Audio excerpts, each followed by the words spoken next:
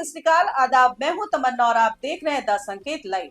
आज का यह वीडियो बेहद जरूरी है क्योंकि इसका असर देश के हर उस छात्र पर पड़ने वाला है जो स्कूल, कॉलेज या यूनिवर्सिटी से जुड़ा है या जिनके बच्चे पढ़ाई कर रहे हैं। थंबनेल देखकर आप समझ ही गए होंगे कि मुद्दा क्या है। यूजीसी का एक बड़ा फैसला जिसने सोशल मीडिया से लेकर कैंपस तक बहस छेड़ दी है। सवाल उठ रहे हैं, विरोध हो रहा है और खासकर सामान्य वर्ग के छात्र खुद को असुरक्षित महसूस कर रहे हैं। लेकिन असल सवाल ये है कि क्या यह नियम वाकई भेदभावपूर्ण है या फिर उसने गलत तरीके से समझा जा रहा है। इस पूरे मामले को समझने के लिए हमें शुरुआत बिल्कुल जड़ से करनी होगी। 13 जनवरी 2025 को यूनिवर्सिटी ग्रांट कमीशन ने उच्च शिक्षा संस्थानों में समानता को बढ़ावा देने संबंधी विनियम 2026 जारी किए। उद्देश्य साफ था, कॉलेज और यूनिवर्सिटी में जाति आधारित भेदभाव को खत्म करना। लेकिन जैसे ही ये नियम सामने आए, सामान्य वर्ग यानी जनरल कैटेगरी के छात्रों ने इन्हें डिस्क्रिमिनेटरी बताते हुए सोशल मीडिया पर विरोध शुरू कर दिया। उनका कहना है कि समानता के नाम पर उनके खिलाफ एक तरफा कानूनी ढांचा खड़ा किया जा रहा है। अब सवाल ये है कि क्या वाकई ऐसा है या फिर यह डर और अविश्वास का नतीजा है। इस पूरी कहानी की जड़ हमें 2016 तक ले जाती है। 17 जनवरी 2016 हैदराबाद सेंट्रल यूनिवर्सिटी के पीएचडी स्कॉलर रोहित वेमुला की मौत। उनके कमरे से मिला एक सुसाइड नोट, मेरा जन्म ही मेरी दुर्घटना है। बात की जांच में सामने आया कि रोहित महीनों से जातिगत उत्पीड़न झेल रहे थे। उनका कसूर सिर्फ इतना था कि वह दलित समाज से आते थे। इसी तरह 2019 में आदिवासी समुदाय से आने वाली 23 वर्षीय डॉक्टर पायल तड़वी ने भी जातिगत उत्पीड़न से तंग आकर अपनी जान दे दी। ये सिर्फ दो घटनाएं नहीं थी, बल्कि उन्होंने देश के शिक्षा संस्थानों में मौजूद कड़वी सच्चाई को सामने रख दिया। जनवरी 2025 में सुप्रीम कोर्ट ने रोहित वेमुला और पायल तड़वी की माताओं की याचिकाओं पर सुनवाई करते हुए यूजीसी को निर्देश दिया कि वह जातिगत भेदभाव रोकने के लिए सख्त नियम बनाए। आंकड़े भी डराने वाले हैं।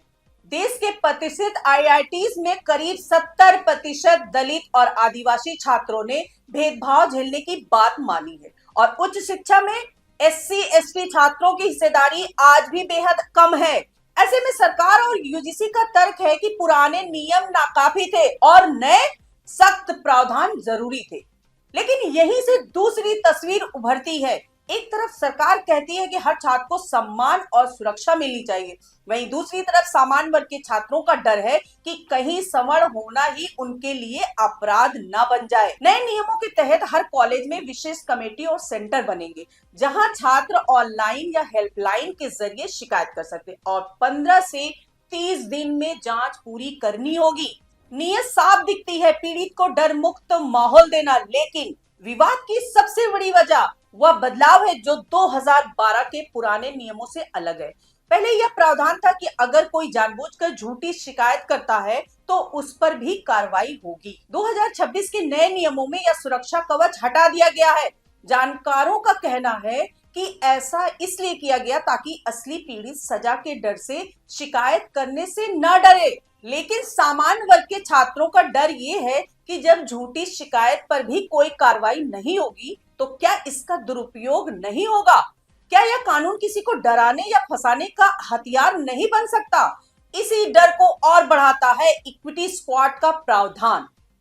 यूजीसी के मुताबिक यह स्क्वाड कैंपस के संवेदनशील इलाकों, हॉस्टल, कैंटीन, कॉमन एरिया में निगरानी रखेगा। सरकार इसे सुरक्षा कहती है, लेकिन कई छात्रों को यह जासूसी जैसा लगता है।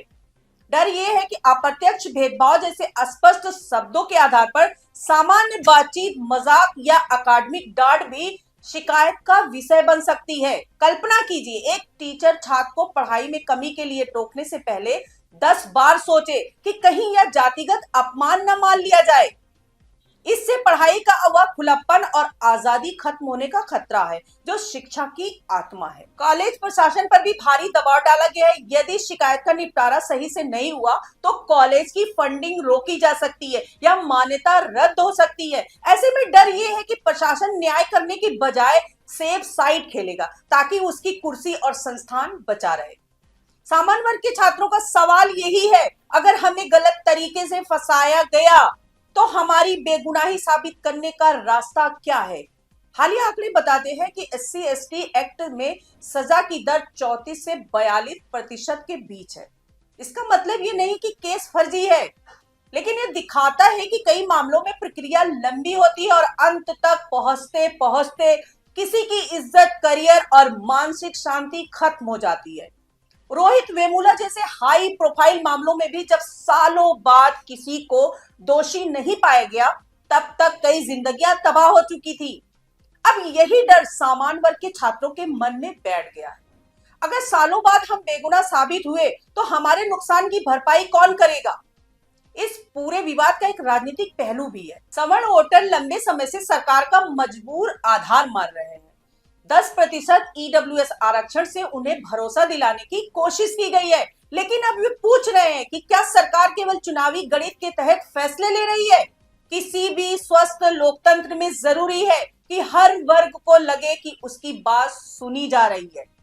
जब किसी समूह को यह महसूस होने लगे कि उन्हें सिर्फ शोषक के रूप में देखा जा रहा है, तो वह मानसिक रूप से टूटता है। और यही कारण है कि आज कई मेधावी छात्र देश छोड़ने की सोच रहे हैं। सवाल यह है कि समाधान क्या हो, संतुलन कैसे बने? हमारी तरफ से कुछ ठोस सुझाव है। पहला, किसी भी बड़ी कार्रवाई से पहले प्रारंभिक जांच अनिवार्य होनी चाहिए, ताकि यह तय हो सके कि शिकायत में प्रथम दृष्टया दम है या नहीं।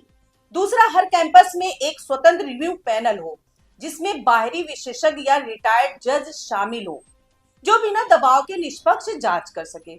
और तीसरा, शिकायत समितियों में एक ऐसा न्यूट्रल सदस्य हो जिसका राजनीति या प्रशासन से सीधा संबंध ना हो। यही संतुलन दोनों वर्गों का डर खत्म कर सकता है। लोकतंत्र का मतलब है सबका साथ, सबका विकास। एक वर्ग के डर को खत्म करने के लिए दूसरे वर्ग के मन में डर पैदा करना सच्ची समानता नहीं है। भेदभाव मिटाइए, सख्त कानून बनाइए, लेकिन ऐसा न्याय दीजिए जो सबके लिए बराबर हो। यूजीसी को इन नियमों में वह बैलेंस लाना होगा जिससे असली पीड़ित को सुरक्षा मिले और कोई मासूम बेवजह ना फंसे। विकसित भारत का सपना तभी पूरा होगा जब हर छात्र बिना डर और बिना भेदभाव के अपनी काबिलियत साबित कर सके। अब आप बताइए, क्या एक वर्ग के डर को खत्म करने के लिए दूसरे वर्ग के मन में डर पैदा करना सही रास्ता है, या फिर इन नियमों में सुधार की जरूरत है? आपकी राय कमेंट में लिखिए। इस वीडियो को शेयर कीजिए ताकि यह बहस सही दिशा में आगे बढ़े, और 10 संकेत लाइव के साथ जुड़े रहिए। तब तक के लिए नमस्कार।